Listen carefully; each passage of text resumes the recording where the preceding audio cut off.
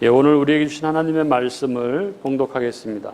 오늘 우리에게 주신 하나님의 말씀은 요한복음 7장 53절부터 8장 11절까지입니다. 요한복음 7장 53절부터 8장 11절까지 봉독하겠습니다. 다 각각 집으로 돌아가고 예수는 감람산으로 가시니라. 아침에 다시 성전으로 들어오시니 백성이 다 나오는지라 앉으사 그들을 가르치시더니 서기관들과 바리새인들이 음행 중에 잡힌 여자를 끌고 와서 가운데 세우고 예수께 말하되 선생이여, 이 여자가 간음하다가 현장에서 잡혔나이다. 모세는 율법에 이러한 여자를 돌로 치라 명하였거니와 선생은 어떻게 말하겠나이까? 그들이 이렇게 말하면 고발할 조건을 얻고자 하여 예수를 시험함이로라.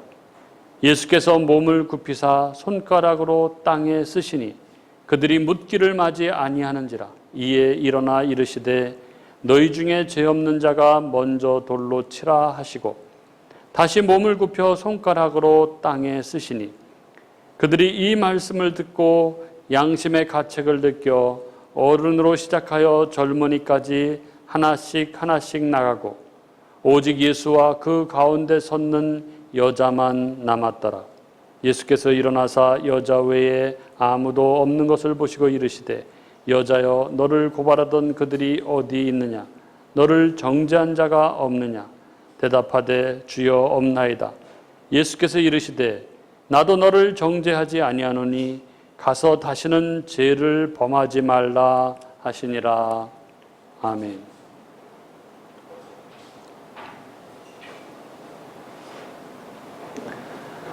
오늘 우리가 함께 나눌 이 성경의 이 이야기는 그 내용을 모르는 사람들이 거의 없습니다. 우리 모두는 이 이야기를 너무 많이 들어서 잘 알고 있는 그런 내용이죠. 간음한 여인. 현장에서 간음하다 들킨 여인을 서기관들과 바리새인들이 예수님께 데리고 왔습니다. 그리고 모세의 법에는 이런 여자를 돌로 치라고 되어 있는데 예수님 당신은 어떻게 하시겠습니까? 이렇게 물었습니다.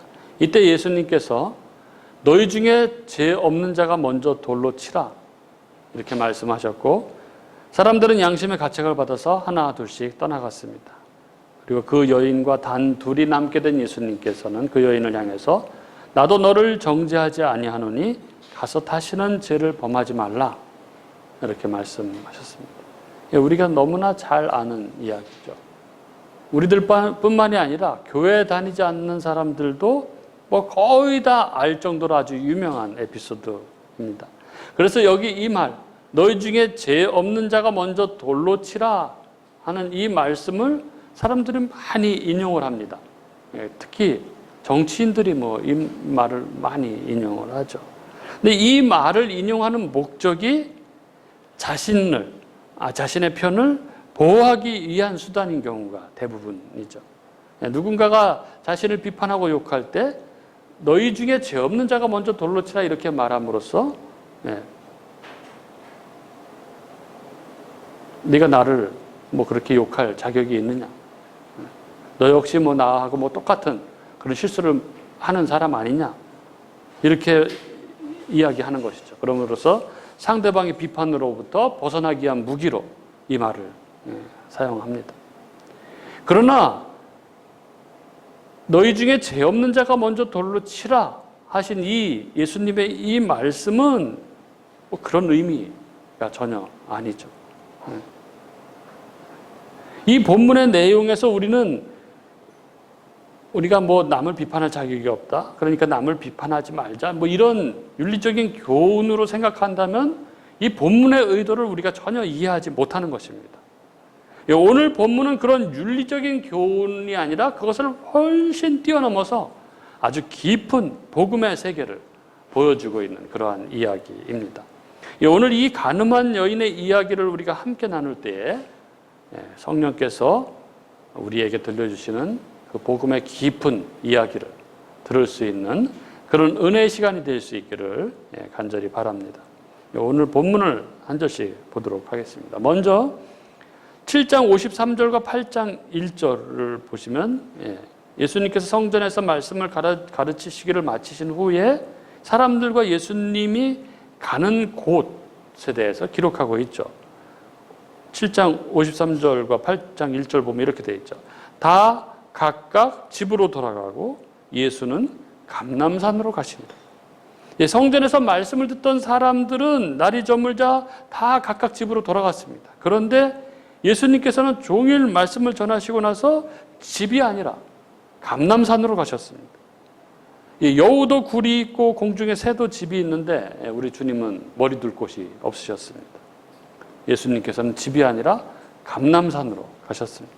이 감람산, 이 산은 이 예루살렘 성전 건너편에 있는 해발 800m 정도 되는 산으로 겟세마네 우리가 잘 아는 겟세마네 동산이 있는, 그래서 성경에서 예수님께서 기도하기 위해서 습관적으로 가셨던 그 산입니다.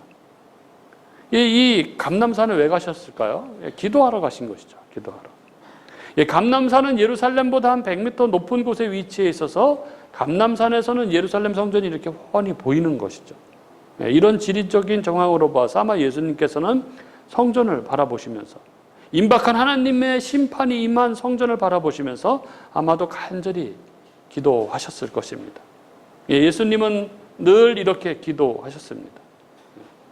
자신을 비우시고 하나님의 뜻에 순종하기 위해서 늘 기도하셨습니다. 성도에게 있어서 기도는 호흡이라고 말합니다. 성도가 성도답게 사는데 생명 같은 것이 바로 기도인 것이죠. 그리고 기도는 이런 것입니다. 기도는 나의 뜻을 관철시키기 위한 것이 아니라 하나님의 뜻에 나의 의지를 일치시키기 위한 것이 바로 기도인 것이죠. 2절에 이렇게 기도하시고 아침에 예수님은 다시 성전으로 들어가셔서 백성들을 가르치십니다. 늘 가르치시죠. 가르치는 일이 얼마나 중요한지, 복음을, 이 하나님 나라를 가르치는 일에 최선을 다하시는 예수님의 모습을 보게 됩니다.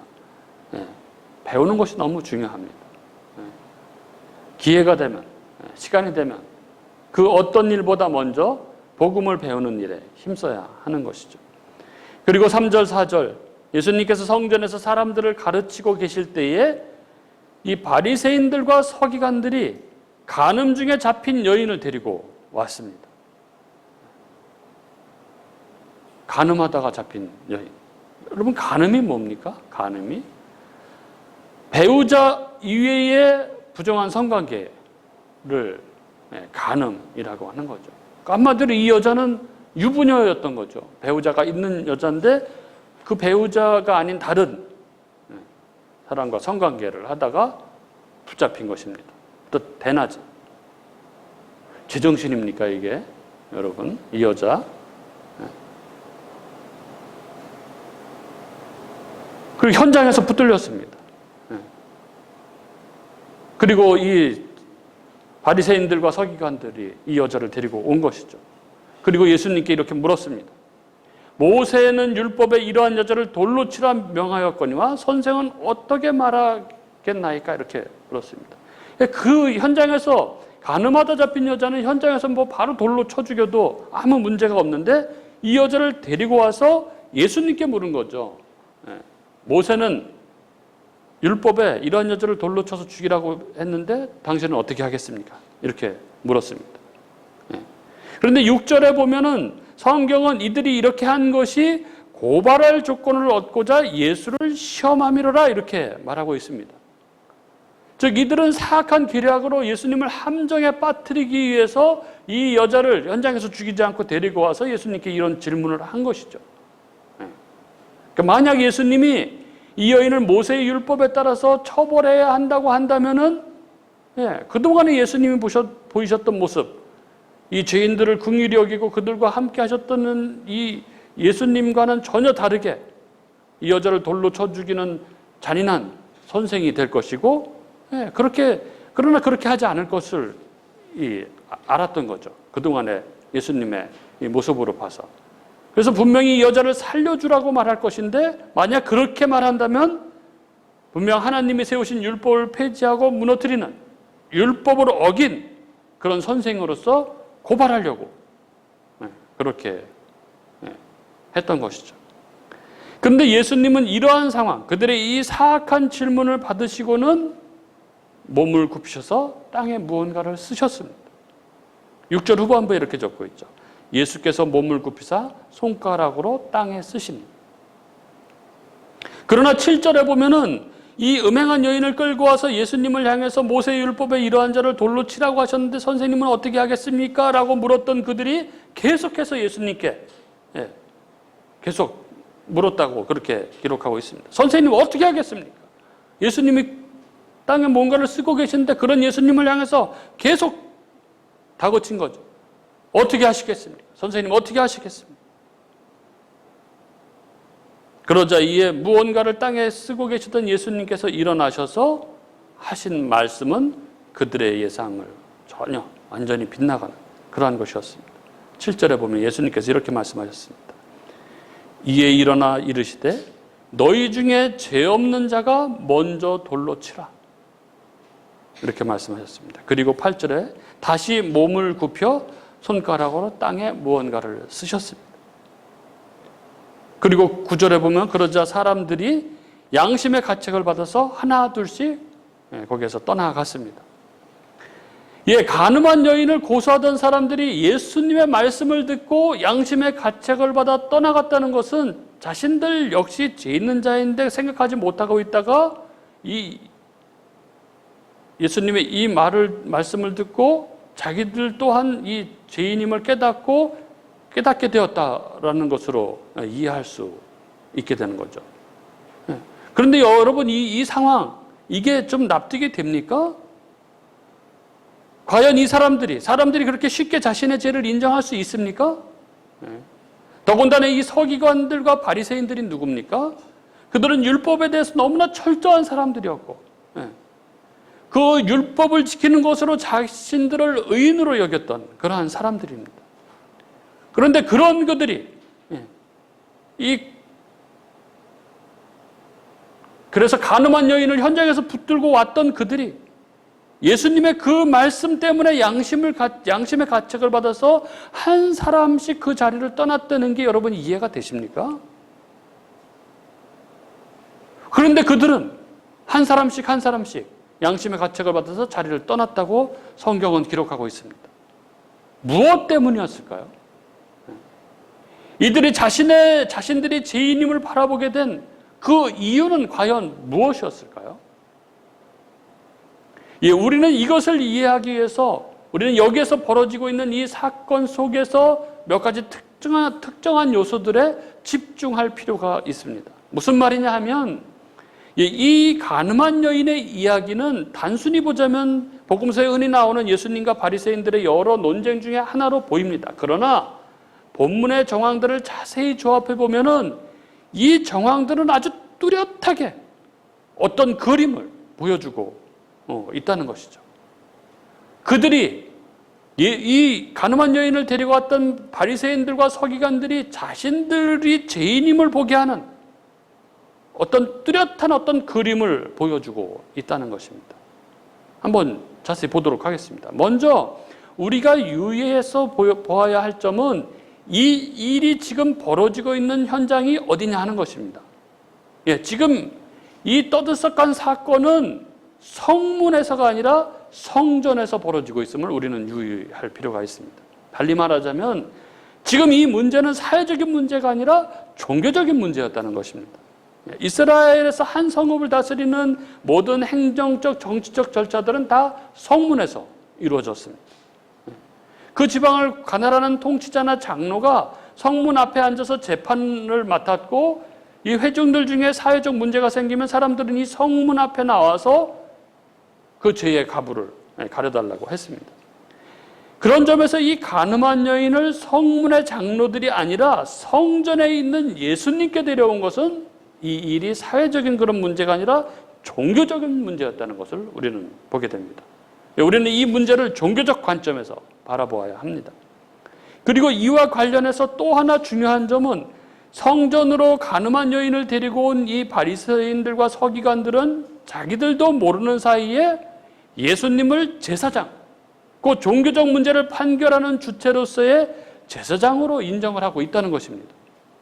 레위기나 민수기에 의하면 종교적 답을 얻기 위해서 그 문제를 성전에 가져올 때 그 문제에 답을 주는 당사자는 누구냐 하면 바로 제사장인 것이죠. 그런데 지금 여기 서기관들과 바리새인들은 자신들이 그렇게 인정하지 않았다 할지라도 마치 유대인들이 예수님의 죄패의 유대인의 왕이라고 썼을 때 자신들이 인정하고 싶지 않아도 예수님을 유대인의 왕으로 인정했던 것처럼 그들은 지금 이 문제에 대한 답을 성전에 계신 예수님께 물음으로써 자기들도 모르게 예수님을 제사장으로 그렇게 대하고 있는 것입니다.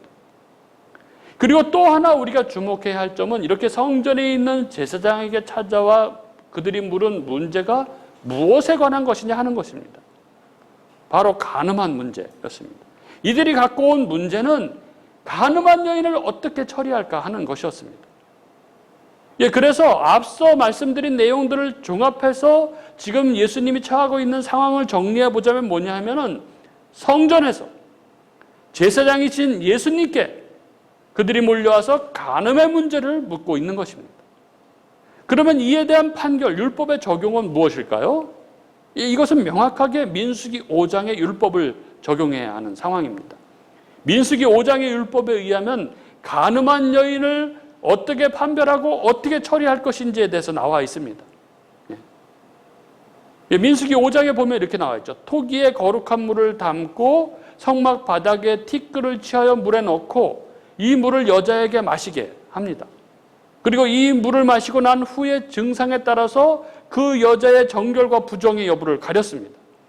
만약 여자가 부정하다면, 그 여자가 간음한 것이 맞다면 이 여자는 배가 붓고 넓적다리가 마르고 그로 인해서 백성들의 저주거리가 될 것입니다. 즉 하나님의 심판이 그에게 임할 것입니다. 하지만 그 여자에게 혐의가 없다면, 그 여자가 간음한 것이 아니라면 이 여자는 해를 받지 않고 임신할 것입니다.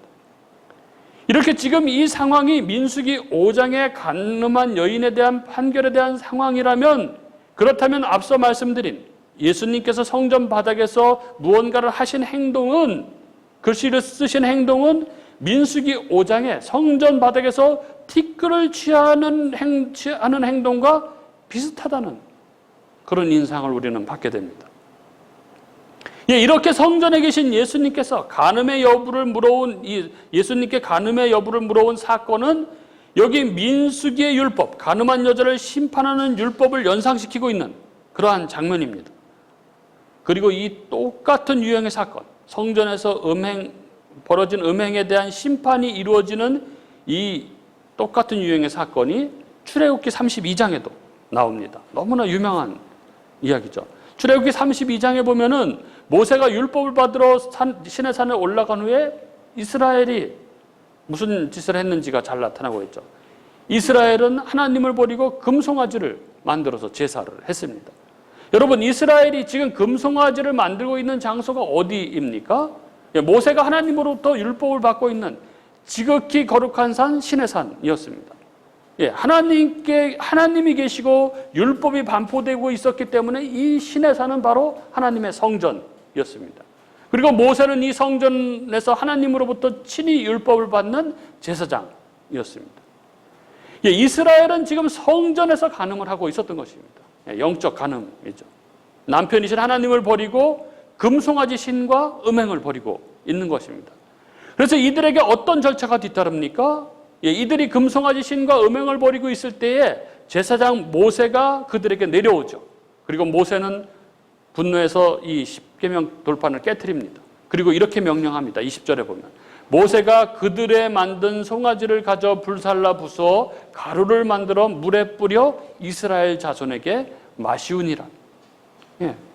성경을 읽으면서 왜 모세가 금송아지를 가루로 만들어서 이스라엘에게 마시게 했는지 이해 안 됐던 분들이 많았을 것입니다. 당연한 이야기지만 금가루가 몸에 좋아서 마시게 한 게 아니죠. 이는 민수기 규례 때문에 그렇게 한 것입니다. 민수기 규례에서 음행을 판별하는 것이 무엇이었습니까? 성전 바닥에 티끌을 물에 타서 마시게 하는 것이었습니다. 지금 모세는 민수기 규례를 따라서 그들에게 간음의 심판을 판별하고 있는 것이죠. 그리고 그 다음 판별에 대한 후속 조치, 심판이 이루어집니다. 25절 이하에 보면 이렇게 금송아지 가루를 마시고 난 후에 모세가 레위인들을 불러 모아서 이스라엘을 사륙하는 것을 볼 수 있습니다. 민수기 5장의 간음 판별 규례를 이스라엘에게 적용한 결과 그들은 간음한 자로 판별이 났던 것이죠. 그래서 그들은 간음의 대가로 그들에게 죽음이 실행되는 것입니다. 그렇다면 요한복음에 지금 여기 성전 바닥에 예수님께서 두 번에 걸쳐서 뭔가 글씨를 쓰신 것은 바로 간음한 죄인들에게 주어지는 하나님의 심판에 대한 그림이었던 것입니다. 성경에 하나님께서 당신 손으로 무엇을 쓰신 사건은 여기 요한복음을 포함해서 3번 나옵니다. 요한복음 위에 2번 나오죠. 이건 다 하나님의 심판에 관한 것이었습니다. 그 하나가 앞서 말씀드린 시내산에서 이 돌판에 이 십계명을 쓰신 사건, 그 사건이고, 또 다른 하나가 뭐냐면 벨사살 왕 때 벽에다가 하나님께서 글씨를 쓰신 사건입니다. 즉 벨사살 왕의 잔치에 나타난 이 하나님의 손이 글씨를 쓰시죠. 메네 데겔 우바르신 이렇게 쓰시죠. 그리고 그 글의 내용대로 하나님께서 이 성전의 금그릇, 은그릇으로 술을 받아 마시고, 그리고 금은 동철, 나무, 돌로 된 신들을 찬양한 이 음행한 벨사살 왕을 심판하셔서 그날 밤 다리오로 하여금 그를 죽이도록 하시는 것이죠. 이렇게 하나님께서 무엇을 쓰셨다는 것은 바로 율법에 근거한 하나님의 심판이 이루어지는 그림인 것이죠. 그런데 지금 예수님 앞에 똑같은 일이 펼쳐지고 있는 것입니다. 바리새인들과 서기관들은 이 간음한 여인을, 부정한 여인을 끌고 왔습니다. 물론 그들은 단지 간음한 여자를 데리고 와서 판결을 받고 싶어 했습니다.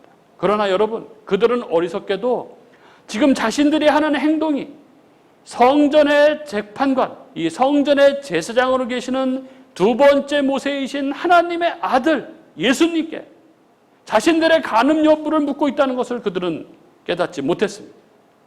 그들은 이 여인의 간음 여부를 알고 싶어 했지만 예수님은 그들 모두 이스라엘의 간음 여부에 대해서 심판을 하셨습니다. 그들은 한 여자를 정죄하기를 원했지만 예수님은 그 여자를 정죄하는 모형을 통해서 그들 모두, 이스라엘 모두를 정죄, 심판하신 것입니다. 너희 중에 죄 없는 자가 먼저 돌로 치라. 여러분, 예수님이 지금 이 사람들 중에 죄가 하나도 없는 사람이 이 여자를 칠 권리가 있다고 말씀하시는 것입니까? 그건 율법을 너무 모르는 이야기죠. 율법의 정죄는 죄가 하나도 없는 사람이 시행할 수 있는 것이 결코 아닙니다. 만약 율법의 정죄가 이런 것이라면 율법은 단 하나도 지켜지지 않을 것입니다. 아무도 벌을 줄 수가 없을 텐데 어떻게 지키라고 하나님이 율법을 주셨겠습니까?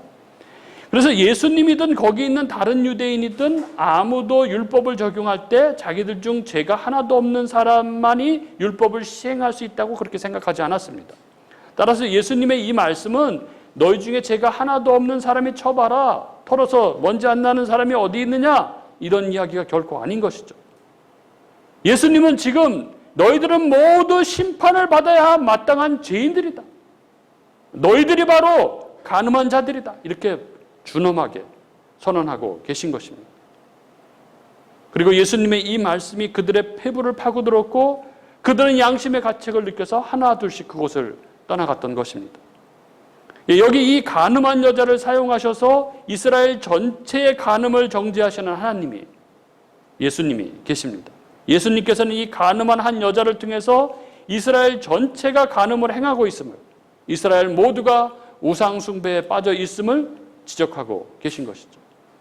따라서 우리는 이 사건을 너도 죄가 있고 나도 죄가 있으니까 서로 정죄하지 말아라라는 이야기로 결코 들어서는 안 되는 것이죠. 요한복음 8장의 이 간음한 여인의 이야기는 참된 제사장이신 하나님의 아들, 그 예수 그리스도의 이스라엘을 향한 정죄입니다. 간음한 이스라엘을 향한 재판장으로서의 예수 그리스도의 심판입니다. 예수님은 너희 중에 죄 없는 자가 돌로 먼저 치라고 하셨을 때 사람들이 하나 둘씩 떠나갔고 거기에 아무도 남는 자가 없었습니다. 그리고 오직 예수님만 거기에 남으셨습니다. 하나님의 아들이신 예수님만이 간음을 저지르지 않은 죄가 없는 순결한 신부였습니다. 예수님만이 우상 숭배를 하지 않으신 참 이스라엘이셨습니다. 예, 온 이스라엘이 간음했습니다. 모두가 우상을 숭배하고 하나님을 버렸습니다. 그런데 예수님은 이 온 이스라엘의 간음을 나타내고 있는 바로 이 여자, 간음한 여자, 이 가증한 여자, 이 여자를 향해서 이렇게 선언하신 거죠. 나도 너를 정죄하지 아니하노니 가서 다시는 죄를 범하지 말라. 그 가증한 여자를 향해서 대낮에 간음한 자기 남편을 두고 다른 남자와 간음한 그 여자를 향해서 조건 없는 용서가 선언되었던 것입니다. 왜 예수님께서 그럼 이렇게 하셨을까요? 예? 그렇다면 율법의 규례는 어떻게 되는 것입니까? 예, 율법에 음행한 자는 돌로 치라는 규례가 분명히 주어져 있다면 그 율법이 요구하는 대로 돌로 치는 것이 있어야 되는 것이죠. 예. 율법에 돌로 치라고 했는데 무작정 나는 너 다 용서해 주겠다 이렇게 하면은 규례는 있으나 마나, 율법은 있으나 마나 한 것이죠. 그런데 예수님께서 왜 이렇게 무조건적인 용서를 선포하신 것입니까? 이것은 바로 예수님 스스로가 이 형벌을 감당하시기 때문에 그런 것이죠. 그래서 음행한 자에 대한 율법의 요구가 이루어집니다. 어디서입니까? 바로 십자가. 십자가에서 예수님이 맞아야 할 돌을, 이 여인이 맞아야 할 돌을 예수님이 대신 맞으시는 것이죠. 그리고 이 여인이 죽어야 할 죄를 예수님이 대신 죽으시는 것입니다. 우리의 모든 죄를 대신 지시고 예수님께서 십자가에서 죽으시는 것입니다. 그러므로 오늘 본문의 간음한 여인의 이야기는 다른 사람들의 이야기가 아니라, 그 가증한 여인은 다른 사람들이 아니라 바로 우리들의 이야기입니다. 우리가 바로 간음한 여인, 우리가 바로 그 가증한 여인이었던 것이죠. 그렇기에 예수님께서 이 음행한 여인에게 나도 너를 정죄하지 아니하노니 가서 다시는 죄를 범하지 말라 말씀하신 이 말씀은 바로 우리를 향하신 말씀인 것입니다. 우리들 간음함으로 그 죄로 말미암아 배가 붓고 넓적다리가 마르고 그래서 저주거리가 될 그 인생, 그래서 하나님의 심판으로 멸망받아야 될 그 인생이 멸망이 아니라 생명을 얻게 된 자로서, 그 다음 없는 사랑과 용서를 받은 자로서 그 사랑과 용서를 잊지 말고 살아가라는 우리를 향하신 하나님의 말씀인 것입니다. 사랑하는 우리 교우 여러분, 어떻습니까? 내가 바로 이 음행한 여인이라는 것을 인정하십니까? 내가 그 음행으로 말미암아 영원한 사망에 던져져야 할 죄인이었음을 인정하십니까? 그런데 그런 내가 우리 주님의 십자가로 말미암아 죄사함을 받고 새 생명을 얻은 자, 내가 그 큰 사랑, 그 다음 없는 용서를 받은 자임을 인정하십니까? 그렇다면 나는 내가 그 사랑과 용서를 받은 자로서 다른 사람을 사랑하고 용서하며 그렇게 살아가고 있습니까? 네, 용서. 너무너무 힘든 이야기죠. 베드로가 예수님께 이렇게 물었습니다. 주여, 내 형제가 내게 죄를 지으면 내가 몇 번이나 그를 용서하리까? 7번까지 하리까? 그 계속 용서해야 됩니까? 그러자 예수님께서 그에게 이렇게 말씀하셨습니다. 내가 내게 이르노니 7번까지가 아니라 70번씩 7번까지 하라. 한 번도 용서하기 힘든데, 여러분, 용서라는 게 얼마나 힘듭니까?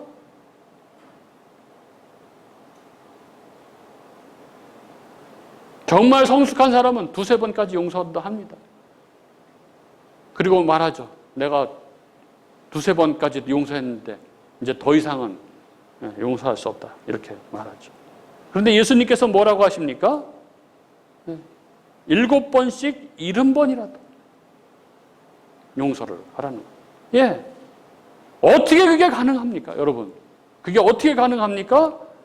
예수님이 한 예화를 들려주십니다. 바로 1만 달란트, 빚진 자의 비유입니다. 어떤 왕 앞에 1만 달란트, 지금 돈으로 따지면 1만 달란트는 한 6조 원 가량 되는 거죠. 6조 원 가량. 이 어떤 왕 앞에 이 1만 달란트 빚진 자가 끌려왔는데 그 빚을 갚을 것이 없자 그 주인이 그 아내와 자녀와 가진 것을 다 팔아서 갚으라고 그렇게 이야기합니다. 그러자 그가 엎드려서 싹싹 빌면서 다 갚겠다고 막 그렇게 이야기합니다. 그러자 주인이 이 빚진 자가 너무나 불쌍해서 그 1만 달란트 빚을 다 탕감해 줍니다. 그런데 그 1만 달란트 탕감을 받은 사람이 자기에게 100데나리온, 100데나리온은 한 1,000만 원 되는 거죠. 뭐 작은 돈은 아니지만 자기는 6조 원의 빚을 탕감받았는데 그 사람이 자기에게 빚진 이 100데나리온 빚진 자를 만납니다. 빚을 갚으라고 독촉하죠. 그가 빚을 못 갚자 어떻게 합니까? 그를 감옥에 가둬버립니다. 이 소식을 들은 1만 달란트 빚을 탕감해 준 주인은 어떻게 합니까? 결국 이 종을 옥졸에게 넘겨주었다고 하는 그 비유입니다. 예수님의 이 비유, 무엇을 이야기합니까? 우리가 다른 사람을 용서하지 못하는 이유는 단 하나라는 것이죠. 뭡니까? 내가 얼마나 큰 죄인인지, 내가 얼마나 큰 그 용서를 받았는지를 이해하지 못한다는 것입니다. 그것은 다시 얘기하자면 용서하지 못하는 사람은 죄가 무엇인지, 예수님이 무엇인지를 모르는 사람이라는 것입니다.